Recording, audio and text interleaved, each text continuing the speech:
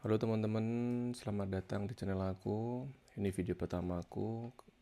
Kali ini aku ingin membahas tentang cara trading, cara membaca chart, cara bagaimana aku mencari setup, bagaimana aku membaca chart yang ada di sini, bagaimana aku eksekusinya.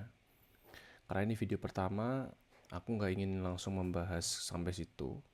Tetapi video ini aku buat yang enteng-enteng dulu. Jadi video ini emang khususkan untuk para pemula yang baru ingin memulai belajar trading itu seperti apa. Untuk kalian yang sudah pro, yang sudah jago, mungkin bisa skip aja video ini karena ini nanti akan bahasanya sangat pemula banget. Jadi untuk teman-teman yang mungkin udah punya basic ngerti cara baca chart ini seperti apa, bagaimana market itu bekerja, mungkin bisa skip aja video ini. Oke, langsung saja teman-teman ya. Jadi di sini aku buka chart BTC, Bitcoin dengan time frame harian, daily, satu hari. Ya, di sini sebelum aku ingin membaca ini semua, aku akan memulainya dari bagaimana sih market itu bekerja gitu. Bagaimana sih kenapa bisa naik, ini bisa turun gitu kan. Ini bisa naik, kenapa ini bisa naik seperti ini, kenapa ini bisa arahnya turun seperti ini, kenapa gitu. Sebelum kita membaca chart ini, aku ingin menekankan bahwa market ini bekerja karena ada buyer dan seller. Hanya dua itu, buyer dan seller. Buyer dan seller. Buyer itu apa? Pembeli, seller penjual. Sesimpel itu. Market itu digerakkan oleh kedua orang ini. Bukan strategi A, strategi B, strategi C. Mungkin kalian pernah mendengarkan ada strategi namanya A, strategi B, smart money concept lah, atau pattern, atau apapun itu. Market bukan digerakkan oleh itu, tapi oleh buyer dan seller. Jadi kalau ada pertanyaan kenapa harga bisa naik, karena ada yang membeli di bawah. Dan kenapa harga itu bisa turun, karena ada yang menjual dari atas untuk menjual harga ke bawah gitu. Basicnya seperti itu. Dan konsep awal ini semua itu kita tidak jauh dari yang namanya supply and demand. Kita tahu kan supply itu apa, demand itu apa. Kita lihat di sini. Supply dan demand gitu. Oke, supply biasanya orang kan bilang orang ada penawaran gitu kan. Kalau demand dia ada permintaan gitu kan. Ya, bisa dibilang seperti itu. Tetapi yang ingin aku jelaskan di sini, supply itu paling gampangnya apa? Dia punya barang, dia ingin menjual dan nunggu harga mahal untuk menjualnya. Jadi orang yang punya barang itu akan menjual di atas. Dan orang yang tidak punya barang, dia akan membeli itu di bawah. Contoh gimana? Oke. Orang yang nggak punya barang nih akan membeli di sini. Kalau membeli di bawah, otomatis di bawah sini harganya berapa sih? Kita lihat ini, 77 atau 75 sampai 80.000. Orang membeli Bitcoin di 80.000, berharap dia dijual di mana? Di atas. Dia berharap penjualnya di sini gitu. Ini harga berapa? 120.000. Nah, dengan kenaikan dari sini sampai sini, itu kan dia udah dapat selisih itu, dia udah dapat profit kan. Nah, kini kita bisa ukur berapa profitnya. Misal dari sini kita sampai atas. Nah, dia dapat 54%. Nah, konsep berdagang juga seperti itu kan. Jadi orang beli di harga yang murah untuk menjual di harga yang tinggi, bukan dibalikan. Orang menjual di harga murah tapi dia ingin beli di harga tinggi, kan nggak seperti itu. Nah, makanya itu konsep supply and demand. Gampangnya seperti itu, orang ingin beli di bawah, jual di atas, seperti itu. Nah, supply and demand itu apakah bisa kita ketahui gitu? Di dalam chart seperti ini, dalam trading seperti ini, itu kita bisa mengetahuinya. Ada zona-zona tertentu di mana kita bisa ngerti di mana supply dan di mana supply, di mana demand. Contohnya seperti apa nih? Contohnya seperti ini.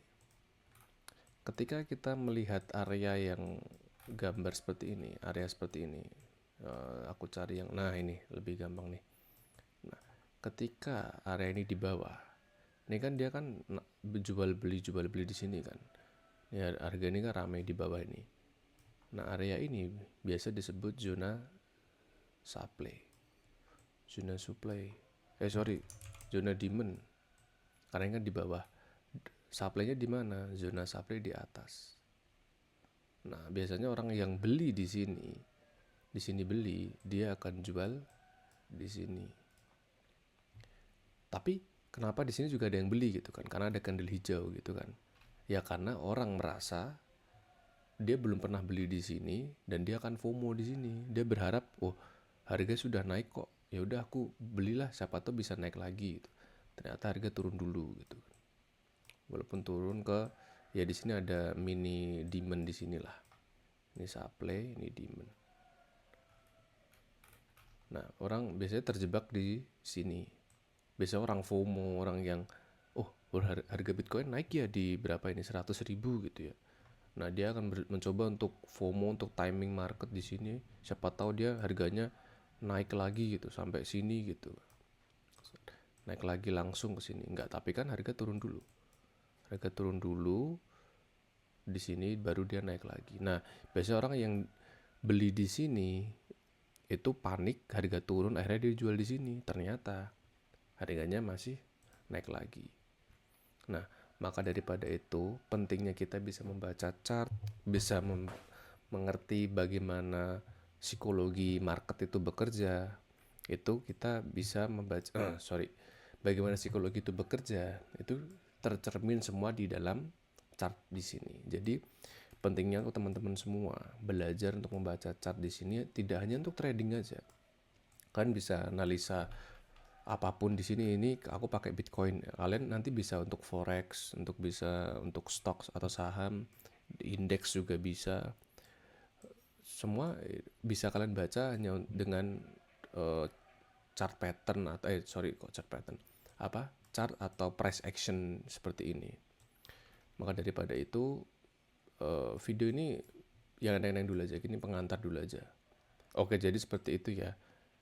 Dan kenapa harga itu bisa kedorong naik banget?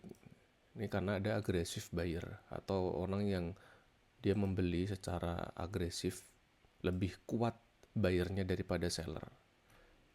Ini akan naik tuh, akan membentuk candle hijau yang besar seperti ini. Ini karena pembeli atau buyernya itu sangat dominan di sini, agresif buyer. Dan kenapa harga bisa turun seperti ini? Ini kalau merah ini turun artinya chart itu bergerak dari kiri ke kanan ya, kiri ke kanan. Jadi ini naik, dia namanya konsolidasi atau ranging. Kemudian ada candle merah ini, artinya dia ada orang yang menjual Bitcoin ini dengan orang banyak lah, agresif buyer. Jadi banyak orang yang menjual ini dengan kuantitas yang besar juga. Maka dia Bitcoin bisa turun. Nah, seperti ini. Nah, jadi seperti itu. Market tuh hanya ada buyer dan seller. Oke, mungkin itu saja. Next video kita akan bahas apa itu support resistance, apakah bisa kita praktekkan langsung buy and sell dengan support dan resistance. Oke, mungkin cukup aja video pertama ini, singkat aja, pengenalan dasar-dasar biar kalian bisa ngerti gitu. Kenapa market tuh bisa naik, kenapa market bisa turun, kenapa ada candle besar, kenapa ada candle yang kecil seperti ini. Ya, kita singgung awal ini dulu aja.